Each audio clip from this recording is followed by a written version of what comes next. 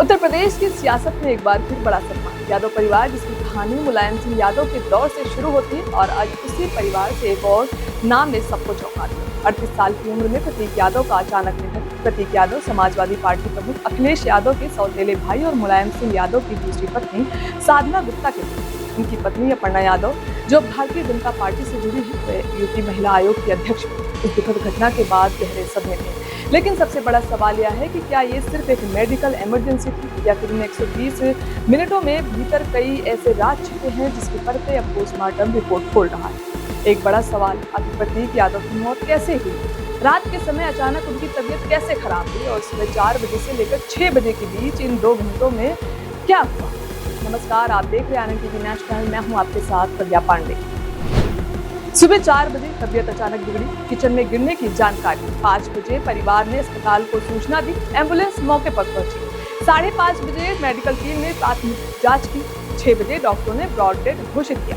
अब तक पोस्टमार्टम के जीएमओ में हुआ जांच और जारी है।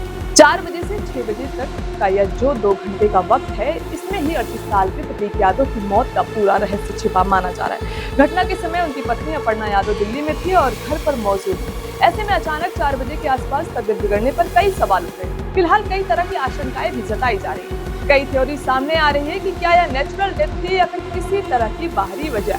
यहाँ तक कि कुछ कयासों में फाउल प्ले या अन्य संभावनाओं का भी जिक्र हो रहा है। लेकिन यह एक बेहद हाई प्रोफाइल मामला है, इसलिए हर शख्स बड़ी जिम्मेदारी के साथ बयान दे रहा है कि जब तक सच न सामने आए कोई निष्कर्ष न निकाला जाए। प्रतीक यादव फिटनेस एक्सपर्ट और जिम ट्रेनर भी थे। बताया जा रहा है कि फिटनेस इंडस्ट्री में कई बार लोग अपने शरीर को बेहतर बनाने के लिए अतिरिक्त प्रोटीन या सप्लीमेंट्स का इस्तेमाल करते हैं। इसी संदर्भ में यह भी कहा जा रहा है कि कुछ मेडिकल रिपोर्ट्स और चर्चाओं में स्टेरॉयड या सप्लीमेंट्स के उपयोग की बातें सामने आई थी।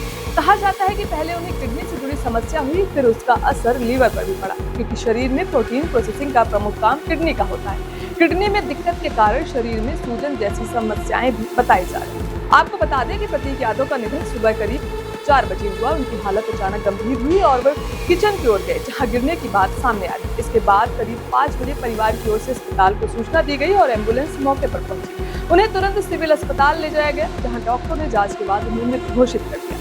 शव का पोस्टमार्टम, प्रतीक के शव को देखकर जहर की भी आशंका जताई गई। उन्हें बड़े भाई अखिलेश यादव ने इसकी जांच कराने की बात कही। प्रतीक के शव का पोस्टमार्टम हो चुका है, लेकिन उसमें कुछ भी संदिग्ध नहीं मिला। ऐसे में प्रतीक यादव की मौत के पीछे फेफड़ों की बीमारी भी एक वजह हो सकती है। जांच में जुटी है पुलिस की सुरक्षा बढ़ा दी गई है। लोगों की भारी भीड़ को कंट्रोल करने के लिए बैरिकेडिंग लगाई गई है और मौके में कई जवान तैनात किए। गहरे शोक में है अखिलेश यादव ने प्रतीक यादव की मौत पर गहरा दुख जताया। उन्होंने कहा है कि यह घटना बेहद पीड़ादायक है और उन्होंने प्रतीक को बचपन से देखा। अखिलेश यादव ने बताया कि हाल ही में उनका प्रतीक से मुलाकात हुई थी और उन्होंने अपने स्वास्थ्य का ध्यान रखने की सलाह दी।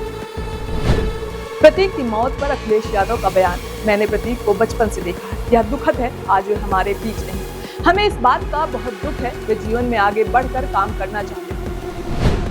कानून और परिवार की बात मानेंगे, परिवार जो कहेगा हम उसी बात को मानेंगे। हम कानूनी रास्ता अपनाएंगे। मेरी 2 महीने पहले मुलाकात हुई थी। पोस्टमार्टम रिपोर्ट अब सामने आ चुकी है और शुरुआती निष्कर्ष में किसी भी तरह की बाहरी चोट या हिंसा के स्पष्ट संकेत नहीं मिलते। रिपोर्ट के अनुसार मौत की वजह संभावित रूप से फेफड़ों से जुड़ी गंभीर मेडिकल समस्या बताई जा रही है। हालांकि अंतिम पुष्टि विश्रा और विस्तृत जांच रिपोर्ट के बाद ही होगी। इसी के साथ पुलिस और फॉरेंसिक टीम ने मामले की जांच को और तेज कर दिया ताकि हर एंगल को पूरी तरह स्पष्ट किया जा सके। लेकिन इसके बावजूद एक सवाल अब भी बना हुआ है कि क्या यह सिर्फ एक अचानक की मेडिकल इमरजेंसी थी या फिर कुछ और। पूरी सच्चाई को और साफ करेगा विश्रा रिपोर्ट आएगी। लखनऊ से इस हाई प्रोफाइल मामले में फिलहाल जांच भले ही एक दिशा में आगे बढ़ रही, लेकिन चर्चा और सवाल अभी भी खत्म नहीं हुए। आपकी क्या राय है, हमें कमेंट करके जरूर बताएं। फिलहाल के लिए इतना ही। खबरों के अपडेट्स के लिए जुड़े रहें RNTV नेशनल के साथ।